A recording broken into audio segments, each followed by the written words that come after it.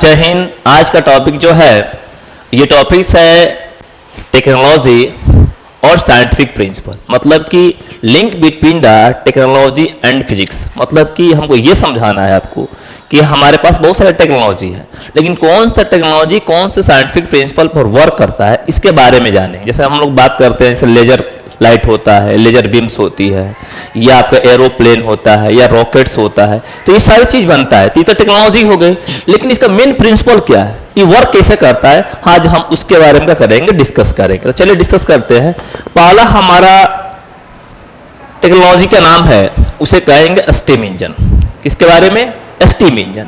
तो steam engine जो है आपका लॉज ऑफ थर्मोडायनेमिक्स के बारे में क्या करता है, डिफाइन करता है। यानी कि स्टीम इंजन को जानना हो तो हम लॉज ऑफ थर्मोडायनेमिक्स के बारे में क्या करेंगे, पढ़ेंगे। और ऑलरेडी आप लोग फिजिक्स जब हम लोग पढ़ेंगे, जो थर्मोडायनेमिक्स चैप्टर्स होता है या थर्मोडायनेमिक्स के फिजिक्स होता है, उसमें ये बताया जाता है कि कैसे हीट को हम लोग ट्रांसफर करते हैं, या किसी बॉडी के अंदर में हीट को हम लोग कैसे क्या करते हैं, आइसोलेटेड करते हैं। आइसोलेटेड मतलब फिक्स कर देना, ठीक है ना।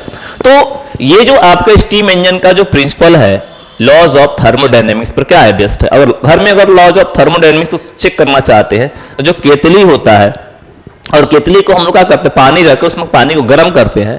तो जब पानी जब गर्म हो जाता है तो उसमें से वेपर बनता है, ठीक है ना। और वेपर इतना पावरफुल होता है कि उस केतली का जो ढक्कन होता है उसको उठा देता है। तो हम कह सकते हैं वहां पर एक तरह का जो आपका केतली है वो हमारा क्या हो गया है, स्टीम इंजन हो गया है, ठीक है ना। और केतली के अंदर जो आपका हीट स्टोर हो गया है, तो कह सकते हैं वह एक आइसोलेटेड क्या है, बॉडी है।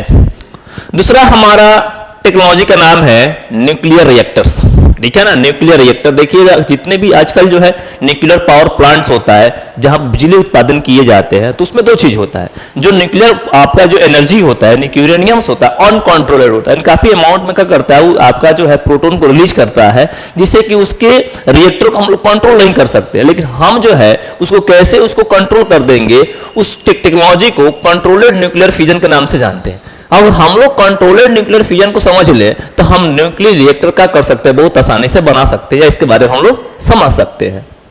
देखिएगा आज के जमाना में दो चीज काफी टॉप लेवल पर चल रहा है। पहला है रेडियो, दूसरा है टेलीविजन। अगर हमको मोबाइल से बात करना है तो रेडियो है, लेकिन अगर हम इसके विजुअल देखना है, अगर हम वीडियो कॉलिंग बात करते हैं तो कह सकते हैं रेडियो प्लस क्या है, टेलीविजन हो गया। लेकिन ये जो प्रिंसिपल है वर्क करता है कि कैसे हम अपनी बात को भी दूसरे जगह ट्रांसमिट कर देते हैं, कैसे हमारे विजुअल भी देखे जाते हैं। इसका जो प्रिंसिपल है, साइंटिफिक प्रिंसिपल है, उसका नाम है जनरेशन, प्रोपगेशन और detection of the electromagnetic wave. आसान भाषा हम समझें तो रेडियो सिग्नल या टेलीविजन का सिग्नल जो है एक तरह का इलेक्ट्रोमैग्नेटिक वेव होता है, लेकिन वर्किंग जो होता है कि कैसे उसे जनरेट कराया जाता है, कैसे उसे ट्रेवलिंग कराया जाता है, कैसे उस सिग्नल को कैप्चर किया जाता है, डिटेक्शन किया जाता है।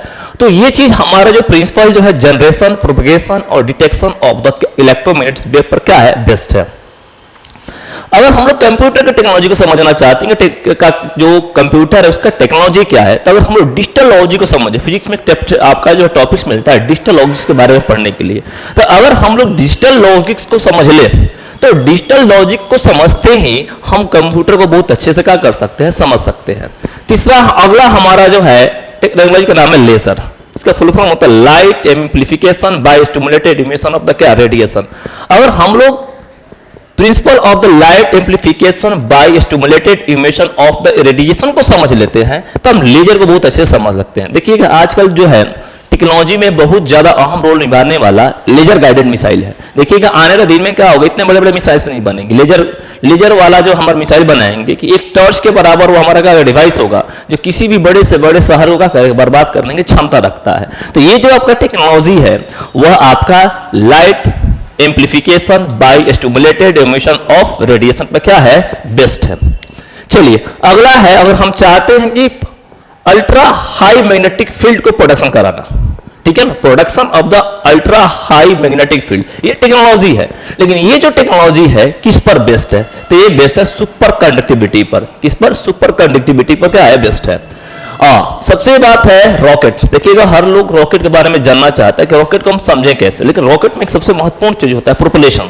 और किसी रॉकेट को हम पार्टिकुलर डायरेक्शन में क्या करते हैं, मूव कराते हैं, चलता है, तो वहां पर उसका प्रोपल्शन होता है, नीचे से आग प्रज्वलित होता है। लेकिन रॉकेट कैसे मूव करता है, उसका वर्किंग सिस्टम क्या होता है, उसको समझना है तो हमको न्यूटन लॉज ऑफ मोशन, या आसान भाषा में कहें तो अगर हम लोग मैकेनिक्स समझ ले, मैकेनिक्स फिजिक्स को पढ़ लेते हैं, तो हम लोग काफी हद तक रॉकेट पॉपुलेशन को समझ सकते हैं। अगला है इलेक्ट्रिक जनरेटर। आजकल शादी ब्याह होता है तो अचानक लाइट कट जाती है, तो देखिएगा उसमें से जनरेटर चलाकर हम लोग क्या करते हैं, बिजली उत्पन्न करते हैं, ठीक है ना। तो इलेक्ट्रिक जनरेटर का जो थ्योरी है वो किस पर काम करती है, तो वो करती है Friday law of the electromagnetic induction. इसे मेन पॉइंट इसका इलेक्ट्रोमैग्नेटिक इंडक्शन है, लेकिन इसका जो प्रिंसिपल बनाने वाले जो साइंटिस्ट हैं वो फ्राइडे हैं, जिसके नाम पर Friday law of the electromagnetic induction का थ्योरी पड़ा। और अगर हम लोग इस थ्योरी को समझ लेते हैं तो हम बहुत आसानी से इलेक्ट्रिक जनरेटर का कर सकते हैं, बना सकते हैं। अगला है हाइड्रो इलेक्ट्रिक पावर। देखिएगा हाइड्रो इलेक्ट्रिक पावर की हम लोग बात कर लेते हैं, तो हाइड्रो इलेक्ट्रिक पावर का मतलब क्या होता है, पन बिजली, यानी बिजली आपका जो पानी से बिजली उत्पन्न करना ही हमारा क्या कहलाता है, हाइड्रो इलेक्ट्रिक पावर के नाम से जानते हैं। उसमें होता है कि एक बहुत बड़ा डैम होता है और डैम को काफी टॉप पर रखा जाता है, नीचे में क्या होता है, रनिंग वाटर के लिए कैनल्स बने रहते हैं और उसके बीचों बीच में क्या लगे रहते हैं, आपका जो है और मोटर लगे रहते हैं। जब मोटर रोटेट करता है तो इलेक्ट्रिसिटी क्या करती है, प्रोड्यूस करती है। तो उस टेक्नोलॉजी को हम लोग जो है हाइड्रो इलेक्ट्रिक पावर के नाम से जानते हैं। और इसका जो प्रिंसिपल होता है, conservation of the gravitational potential energy into the electrical energy. आसान भाषा में समझे तो पोटेंशियल एनर्जी को इलेक्ट्रिकल एनर्जी में कर दिया जाता है, कन्वर्ट करा दिया जाता है। तो इस टेक्नोलॉजी का नाम पड़ता है हाइड्रो इलेक्ट्रिक पावर। अगला है एरोप्लेन। हर लोग अपने लाइफ में सोचता है कि हम एरोप्लेन में चढ़ कर क्या करें, घूमे, यात्रा करें, कब जब ढेर सारा पैसा कमा लेते हैं तब, ठीक है ना। तो लेकिन अभी सोचते हैं कि हम एरोप्लेन में बैठ के घूम रहे होते हैं, लेकिन ये एरोप्लेन जो आकाश में उड़ता है इसका प्रिंसिपल क्या है, किस सिद्धांत पर काम करता है, तो इसका सिद्धांत को बनाने वाले एक साइंटिस्ट है बर्नौली ने क्या किया, फ्लूइड डायनेमिक्स, किसके, फ्लूइड डायनेमिक्स प्रिंसिपल को डिफाइन किया कि हम किसी वस्तु को कैसे क्या कर सकते हैं, आकाश में उड़ा सकते हैं। एक्चुअली होता क्या है, फ्लूइड का दो पार्ट्स होता है, एक गैसेस स्टेट का होता है, दूसरा लिक्विड स्टेट का होता है। तो लिक्विड स्टेट और गैसेस स्टेट को मिला दिया जाए तो उसको हम लोग फ्लूइड कहते हैं। फ्लूइड का मतलब होता है एक ऐसा सत्ता जो इजीली क्या करता है, मूव करता है, उसी को क्या कहते हैं, फ्लूइड के नाम से जानते हैं। ओके, अगला है पार्टिकल्स एक्सीलरेटर, ठीक है ना, इसके बारे में है पार्टिकल्स एक्सीलरेटर। अब पार्टिकल एक्सीलरेटर हमारा क्या है, एक टेक्नोलॉजी है और इसका जो प्रिंसिपल जो है वह है motion of the charge particles in electromagnetic क्या फील्ड।